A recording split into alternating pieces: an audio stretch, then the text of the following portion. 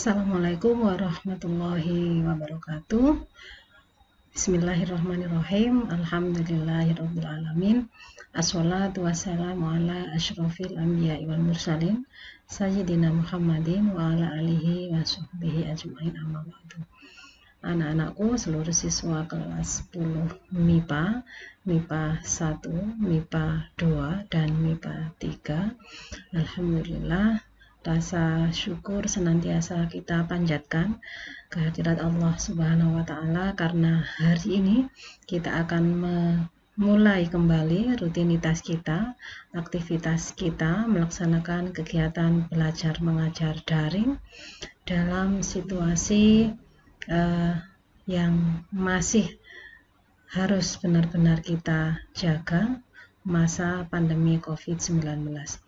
Kita semua tetap berharap semoga masa pandemi ini segera berlalu sehingga kita bisa melaksanakan aktivitas kita di sekolah normal seperti pada saat datangnya virus corona. Ya, anak-anakku, kedua kalinya salawat beserta salam semoga akan tetap tercurah limpahkan kepada junjungan kita Nabi Muhammad SAW, yang beberapa hari kemarin kita memperingati hari kelahiran beliau.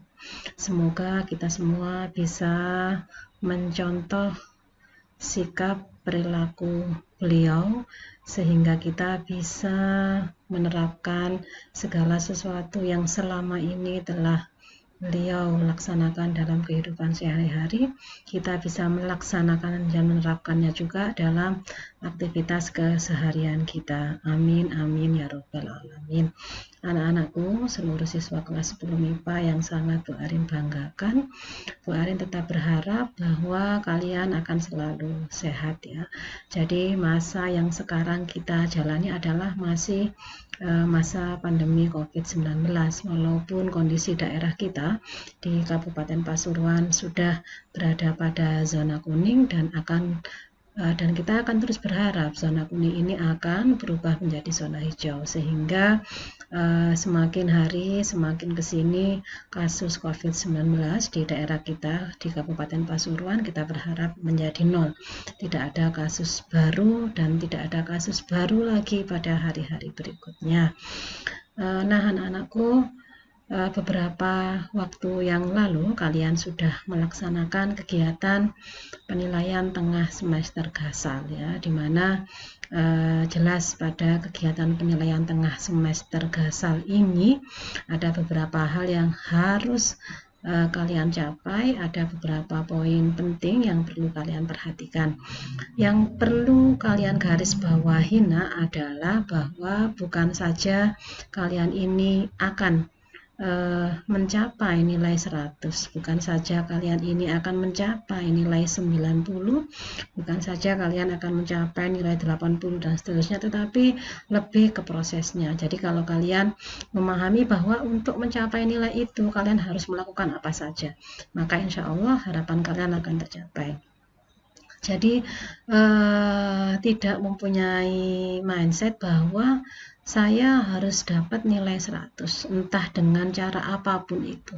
Tetapi kalau kalian paham bahwa proses dari awal kalian akan menerima transfer ilmu materi dari Bapak dan Ibu Guru.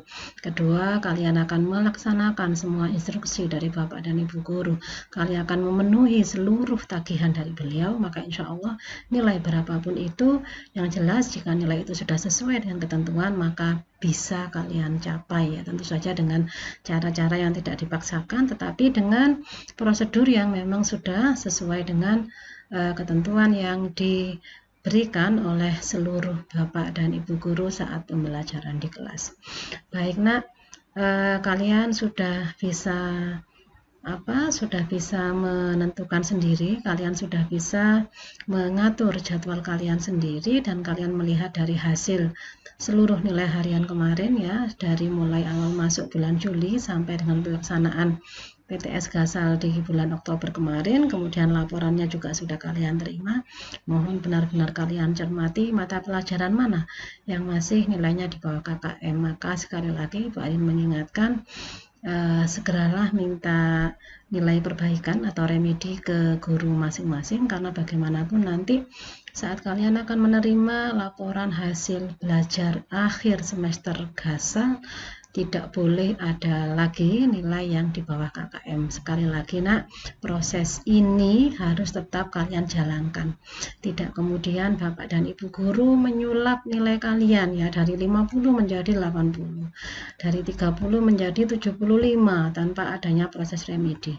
Maka selaku siswa yang baik, jika kalian memang merasa kalian akan mencapai sesuatu yang kalian inginkan melalui proses, maka laluilah proses itu ya, sehingga nanti apapun hasilnya akan membuat kalian puas, karena memang itu adalah hasil kerja kalian sendiri.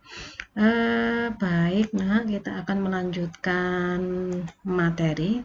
Kemarin saat sebelum pelaksanaan penilaian tengah semester GASAL, materi kita sampai di vektor ya. Yang sudah kita pelajari dari awal adalah pengukuran besaran, satuan, dan vektor. Maka saat ini kita akan melanjutkan materi kita, yaitu materi gerak lurus. Nah, sebenarnya inti dari materi gerak lurus ini adalah pada GLB dan GLBB ya. Jadi kalian pahami dulu konsepnya, bahwa gerak itu seperti apa. Kemudian ketika kita sudah paham bagaimana sebenarnya benda itu dikatakan bergerak, pasti di situ nanti akan ada jarak dan perpindahan.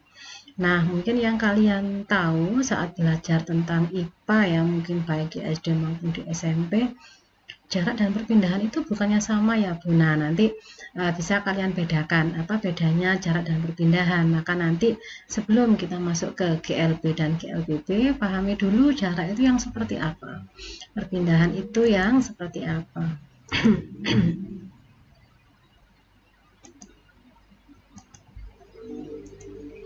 Nah, oke, nah ini beberapa poin-poin penting yang nanti akan kita bahas terkait dengan gerak lurus. Ini ya, jadi yang pertama mendefinisikan gerak dan seterusnya. Insya Allah nanti poin-poin penting ini akan tetap kita fokuskan kepada beberapa hal yang memang menjadi inti dari materi gerak lurus. Nah, ini sudah kalian bisa lihat contohnya menurut definisi gerak ya. Kalau kalian lihat gambar, binatang mana yang bergerak dan mana yang tidak bergerak ya, jelaskan alasannya. Maka jawablah sendiri sehingga nanti pada akhirnya kalian bisa mendefinisikan sebenarnya gerak itu apa ya. Jadi kalau kalian lihat ada binatang yang bergerak di sini dan ada yang tidak bergerak. Nah, kita lanjutkan nak, membedakan antara jarak dan perpindahan ya. Perhatikan gambar itu. Nah, biar saya lengkapi dulu. Nah, kemarin di bab 2 saat kita membahas vektor, Mbak Anu sudah sampaikan bahwa besaran itu jika dilihat dari arahnya maka dibagi menjadi dua ya, ada besaran skalar dan ada besaran vektor. Besaran skalar itu adalah besaran yang punya nilai saja, sementara besaran vektor adalah besaran selain punya nilai dia juga punya arah. Nah, sebentar ya, saya ulangi lagi yang awal. Nah, di sini ada gambar, kemudian diminta untuk menentukan jarak serta perpindahannya. Nah, sekarang menentukan jaraknya dari gambar ini, nah berarti tinggal menjumlahkan saja. Bentuknya seperti ini, yang berada pada sumbu X ini adalah, kita anggap sumbu X ya, 8, yang berada pada sumbu Y nilainya adalah 6. Maka jaraknya adalah 8 ditambah 6 sama dengan 14 meter. Nah, perpindahannya bagaimana? Kalau kita lihat perpindahannya, karena ini berbentuk seperti ini ya, segitiga begini, Nah, ini berarti perpindahannya adalah akar 6 kuadrat ditambah 8 kuadrat ya, sama dengan akar 100, sehingga hasilnya adalah 10 meter. Nah, sehingga dengan begini kita bisa menyimpulkan bahwa ternyata jarak itu adalah besaran skalar dan perpindahan adalah besaran vektor. Nah, perhatikan juga contoh berikut ya. Jadi yang pertama ini, berapa jarak yang ditempuh dari A kemudian ke O ke B dan kembali ke O lagi. Jadi dari A, O, B kemudian ke O. Nah, dari A ke O ya, ini berarti 5, dari O ke B 5, dari B ke O 5, kemudian plus 1 sama dengan 16. Sedangkan perpindahannya, berapa perpindahannya? Nah, perpindahannya ini berarti kedudukan akhir dikurangi kedudukan awal. Jadi begini misalnya, kalau kita berada di kelas ya, misalnya ya, kita berada di kelas, kemudian dari pojok kanan ke pojok kiri ada si A berjalan. Jadi si A itu berjalan dari pojok kelas paling kanan ke pojok kelas paling kiri ya. Kemudian dari pojok kelas paling kiri dia pindah lagi ke pojok kelas paling kanan. Nah, kalau seperti itu kita menghitung jaraknya bagaimana? Ya tinggal menghitung saja jarak dari pojok kelas kanan ke kiri, misal 1 meter. Kalau dia dari kanan ke kiri balik ke kanan lagi, berarti 1 ditambah 1, sehingga jaraknya 2 meter. Tetapi perpindahannya bagaimana? Perpindahan itu kedudukan akhir dikurangi kedudukan awal. Kalau dia dari kanan ke kiri balik ke kanan lagi, berarti berapa perpindahannya? Sama dengan 0 ya, karena kedudukan akhirnya 1, kedudukan awal 1, sehingga 1 dikurangi 1 sama dengan 0. Nah, sama dengan ini ya, kalau kalian perhatikan jarak yang ditempuh adalah 16, kemudian perpindahannya 3 dikurangi 1 sama dengan 2. Nanti bisa kalian pelajari kembali. Selanjutnya kita masuk ke gerak lurus beraturan. Jadi yang terpenting dari konsep gerak lurus adalah, saya pertegas kembali, membedakan antara jarak dan perpindahan ya. Kemudian kita masuk ke GLB. GLB adalah gerak lurus beraturan. Nah, ada beberapa simbol besaran. Sekali lagi di pertemuan awal ya, pada saat kita masih membahas besaran dan satuan, Mbak Arin sudah pernah menuliskan ada beberapa besaran dalam fisika yang memang kalian harus jeli ya. Jadi kalau kita menuliskan ada A kecil, ada A besar. Kalau A kecil itu percepatan, kalau A besar itu adalah luas penampang ya. Ada V kecil, ada V besar. Kalau V kecil itu kecepatan, kalau V besar itu adalah volume. Nah, ini harus benar-benar kalian jeli melihat ini. Nah, di buku PR kalian sudah lengkap rumus-rumus yang ada di situ. Seperti biasa, nanti tetap Bu Arin akan memberikan ringkasan rumus supaya kalian lebih mudah memahaminya ya. Di sini coba kalian pahami dulu jika ini diilustrasikan dalam bentuk gambar. Rumus ini insya Allah di buku paket kalian sudah ada. Nanti biar Bu Arin ringkaskan kembali seperti biasa. Bu Arin tetap meyakini bahwa kalau kalian belajar dengan menulis kembali rumus-rumus di setiap materi, insya Allah kalian akan lebih mudah mengingatnya. Nah, sekarang kalian harus pahami ya, di gerak lurus beraturan atau GLB bentuk grafiknya adalah seperti ini. Nah, tidak jarang pada saat ujian ya, nanti yang kalian akan laksanakan adalah penilaian akhir semester Gasal, insya Allah akan dimulai tanggal 1 Desember. Seringkali ada soal seperti ini. Jadi biasanya ada grafik ya, grafik seperti ini. Kemudian pertanyaannya, grafik di atas adalah menunjukkan terjadinya misalnya gerak lurus beraturan, gerak lurus berubah beraturan, gerak jatuh bebas. Maka perlu kalian pahami bahwa jika grafik seperti ini adalah grafik dari gerak lurus beraturan atau GLB. Nah,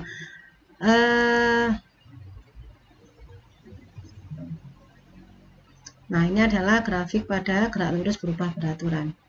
Oke, biasanya ada yang diminta memang dalam bentuk ketukan ya, karena biasanya kalau dipraktikumkan itu alatnya yang disebut sebagai ticker timer ya. Nah, ini adalah contoh beberapa grafik yang terjadi pada gerak lurus beraturan atau GLB. Nah, ini adalah contoh soal yang terkait dengan gerak lurus beraturan. Oke, biar Bu Arin munculkan semua dulu. Insya Allah tidak sulit ya anak, karena pada GLB ini sebenarnya hanya ada beberapa rumus saja ya. Pada GLB ini sebenarnya rumusnya adalah tadi itu V sama dengan S per T. Kalau kita balik S sama dengan V kali T, kemudian T sama dengan S per V, hanya itu saja. Dari beberapa contoh soal ini juga tetap menggunakan rumus yang sama ya, hanya kalian perlu teliti. Kadang kalian bingung kalau yang ditanyakan sudah berbeda ya, tidak sesuai dengan contoh soalnya, kalian bingung. Yang terpenting setiap ada soal harus kalian detailkan dulu yang diketahui apa. Misal contoh ya, perhatikan saja contoh yang pertama ini. Seseorang mengendarai mobil dengan kecepatan tetap 15 meter per sekon. Tentukan jarak yang ditempuh setelah 4 sekon dan setelah 5 sekon. Yang B, waktu yang diperlukan untuk menempuh jarak 3 km. Yang diketahui dari soal itu adalah V sama dengan 15 meter per sekon. Ditanyakan yang A, jarak saat T 4 sekon, jarak saat T 5 sekon. Nah, kalian lihat kotak biru yang pertama. Ya, kita pakai rumus yang tadi, yang Bu Arin sebutkan tadi, karena rumusnya hanya satu ya. V sama dengan S per T. Karena yang ditanyakan jarak, maka rumusnya saya rubah menjadi S sama dengan V kali T. V-nya 15, T-nya 4, 60.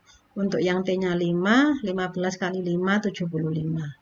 Selesai. Sekarang yang B, waktu yang ditanyakan. T tetap pakai rumus yang sama, rumus ini. Jadi sekarang kita rubah T sama dengan S per V.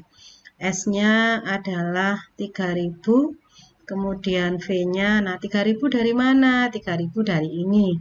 Yang B diketahui S-nya 3 km di sini Bu. Kenapa berubah jadi 3000?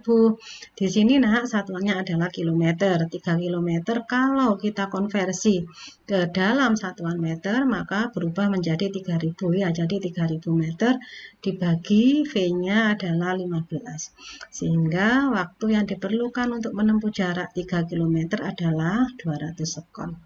Nah, yang lain insya Allah hampir sama cara mengerjakannya. Yang terpenting kalian teliti besaran apa saja yang diketahui, yang ditanyakan apa, baru menentukan harus pakai rumus yang mana. Nah, kita lanjutkan ke gerak lurus berubah beraturan.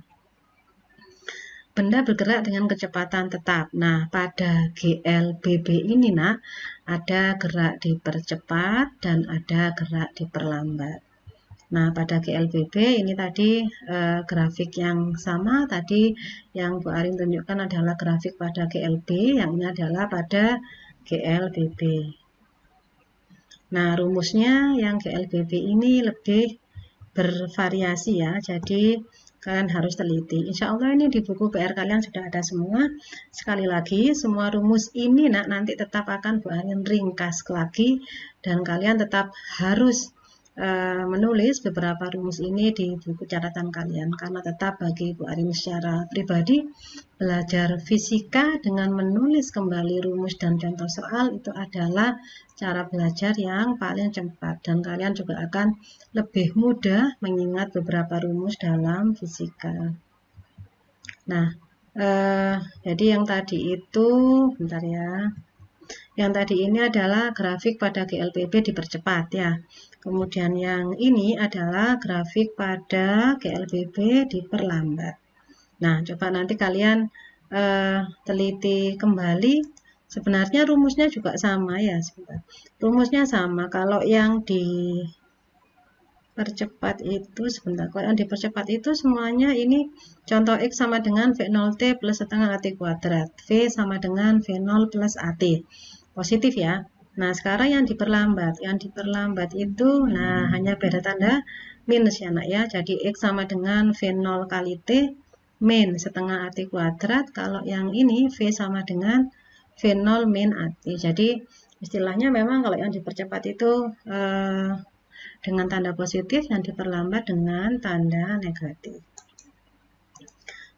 Oke nak, jadi itu adalah konsep gerak lurus. Sekali lagi Bu Arin review kembali. Jadi di dalam konsep gerak lurus ini yang perlu kalian pahami adalah yang pertama perbedaan jarak dan perpindahan, kemudian ada besaran apa saja di dalam gerak lurus ini, kemudian selanjutnya di dalam gerak lurus ini ada gerak lurus beraturan atau GLB, ada gerak lurus berubah beraturan atau GLBB, dan di masing-masing GLB dan GLBB ini ada beberapa grafik yang perlu kalian pahami.